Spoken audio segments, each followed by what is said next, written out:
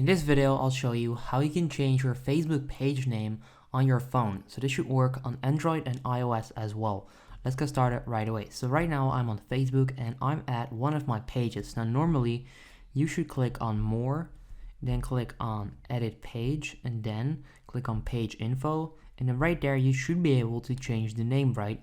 But you'll get this message that says that it's not like content not found. So you're not able to do it on the app. So for that, you want to go to the browser and then go to your Facebook page. So sign into your Facebook account on browser and go to the page. Then next up, click on more right there.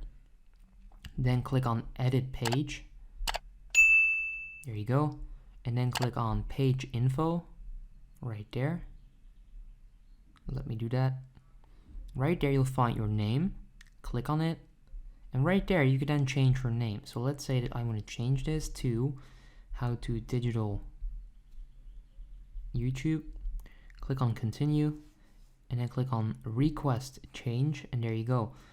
So they're now going to review it and your name will change. So that's how you can change your page name on Facebook. If you appreciate this quick tutorial, make sure you go ahead and leave a like, and then I'll see you in the next one. Have a good day.